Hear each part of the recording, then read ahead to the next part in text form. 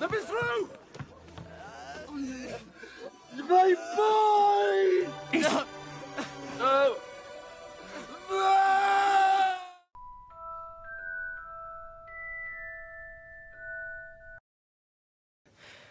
When I was in the graveyard, there was a moment, when Voldemort's wand and mine sort of connected.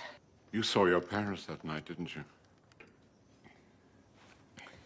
No spell can reawaken the dead, Harry. I trust you know that.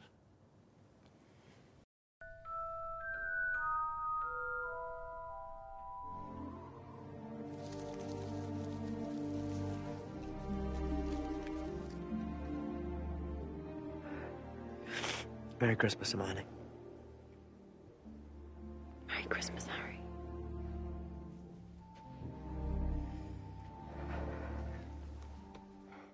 The Harry Potter series cannot be understood or appreciated apart from Jesus Christ. Not only does Christianity contribute so much to the rich symbolism of these stories, but there's a way in which Harry Potter doesn't even make sense apart from the historical fact of Jesus' life, death, and resurrection. And we can see this connection in a couple of different ways. The first point of connection is on the level of images or symbols. Now, many other authors have spent time showing these connections in detail, so we're not going to dwell on them here. The hippogriff, the unicorn, the griffin, and the phoenix have all been used to symbolize Christ at various points in Christian history. We'll delve more deeply into why that is in our next video in the series. There are, of course, also the not-so-lovable animals, like the snake, which in the book of Genesis is the form that the devil takes and is also the symbol of Slytherin House. The basilisk, the personal pet of Lord Voldemort, is the king of serpents. Certain characters in Harry Potter also seem to match biblical figures in interesting ways. The snake-like and supremely evil Lord Voldemort is a natural stand-in for Satan. And despite his love of monsters... Isn't he beautiful? Oh, bless him, look, he knows his mummy. ...and magnificent beard, Hagrid, like Mary, the mother of Jesus, is present at the beginning and ending of Harry's life.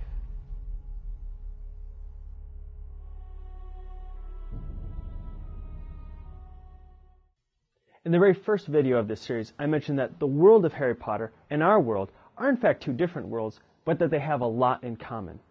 And one of the most important things they share is the celebration of Christmas. Christmas is a central part of the Hogwarts school calendar, and the holiday is mentioned in the books 234 times. Harry, I think it's Christmas Eve. Christmas is a central reference point of time in Harry's world, just as it is in ours. How we measure the passing of life reveals what we think worth remembering. What we need to be constant in a constantly changing world. A world with Christmas is a world that has experienced and remembers anew the birth of the Son of God. Merry Christmas, Hermione. Jesus Christ in the flesh. Merry Christmas, Harry. And that living Christmas memory changes both life and death.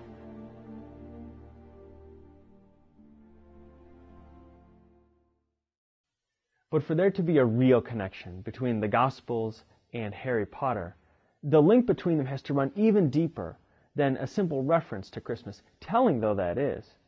So we're going to compare Harry Potter to Jesus Christ, what they fought for, what they fought against, and why they were victorious. Harry is fighting for a lot of different reasons, but we can sum them up in a simple word: life. There is his own life, which Lord Voldemort is constantly trying to extinguish with great fervor. But there is also life in the sense of enjoyment. For neither can live while the other survives. As long as Voldemort is alive, Harry must fear for his own life and the lives of all those he loves. As long as Harry remains alive, Voldemort must fear his own demise as well. Neither can truly live while the other survives. Jesus Christ said, "I came that they may have life, and have it abundantly." But Jesus has much more ambitious plans than Harry Potter. His goal is not just for us to be happy here on earth, though that is a part of Christian life, but for us to participate and share in the very life of God, body and soul. Jesus said, I am the resurrection and the life. He who believes in me will live, even if he dies. And everyone who lives and believes in me will never die. The great hope of a Christian is that Christ will raise our mortal bodies and make them like his own. So Harry and Jesus both want to give their friends life, but Harry wants to give his friends human life, while Christ wants to give them a divine one. There's a tremendous similarity between Harry and Jesus in terms of what they fought against. Both face an evil person, an actual being, who by his choices has morphed into a hideous shadow of his former self. Lord Voldemort is simply the wizarding version of Satan, the prince of darkness and a fallen angel. Both are hideously evil, both possess people, and both are obsessed with their own power. But in addition to these persons, there are other types of evil that are helpfully symbolized by the 3 unforgivable curses. And they are so named? Because they are unforgivable. The use of any one of them will earn you a one-way ticket to Azkaban. Correct? Imperio! The first unforgivable curse is the Imperious Curse. What did I ever do next? Jump out the window? Which can make a person do almost anything. Drown herself? In the books, we learn that this is because it produces a feeling of great pleasure. And only with real strength of character can someone throw it off. Very well, Madame Lestrange. If you will follow me. The Imperious Curse works because of our human brokenness and slavery to pleasure. Essentially, it's temptation in spell form. The second unforgivable curse is the Cruciatus Curse. The torture curse. It is derived from the Latin word crux, that means cross. Essentially, it is suffering in spell form. That a boy, Harry. Perhaps you could give us the last unforgivable curse, Miss Granger. The third unforgivable curse is the killing curse that Lord Voldemort used on Harry's parents, amongst many other people. Essentially, it's death in spell form. This unholy trinity of temptation and suffering and death are the very obstacles to the abundant life that Christ wants to give us. These are not eliminated, but are defeated by Christ on the cross. The way that victory becomes a reality for us will be covered in future videos. What is important to note right here and now is that Harry and Christ encounter similar obstacles in trying to give life to others. But the deepest truth that connects the Harry Potter series to the Gospel is the centrality of love. And I don't mean a mushy, sentimental obsession that can be produced by a love potion hidden in some chocolate frogs. Hello, darling. How's your drink? Perhaps you're right. I'm talking about the self-sacrificing love that Jesus displays on the cross, the love that destroys the last enemy, death itself. Greater love has no man than this, than to lay down his life for his friends. That is the love that animates Harry Potter.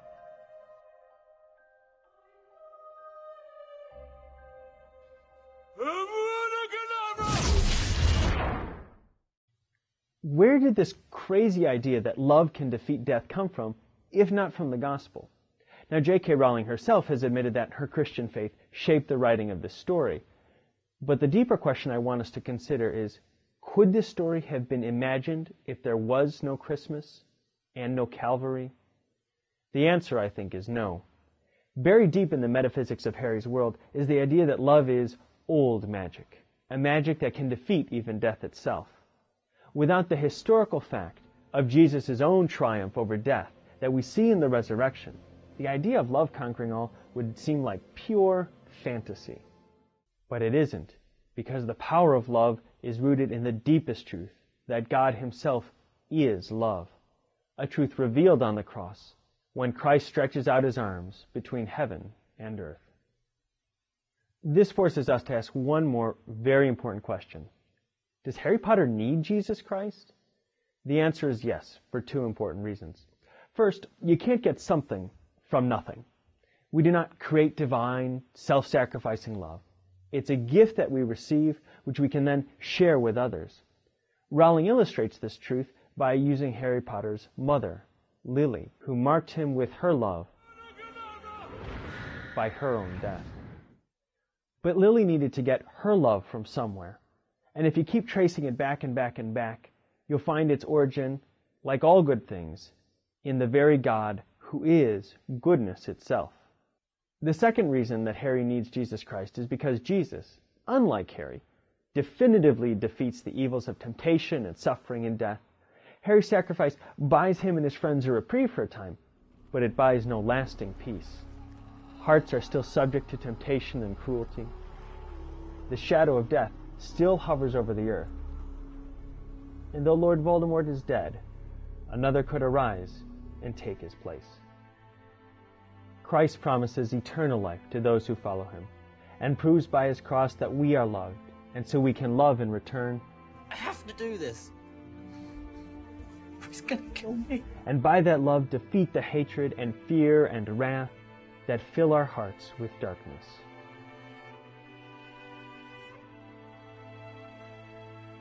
In the Harry Potter series, we find an echo of the great story, the gospel, the good news written by God into the history of the world itself. Just as the cross proves God's love, Christ's resurrection from the dead proves God's power to keep his outlandish promises. In my next video, we'll take an even closer look at who Jesus Christ is. How did God become man? And how does this relate to the magic in Harry Potter's world? Please visit preachingfriars.org to see all my videos. And remember to read lots, pray more, and keep the faith.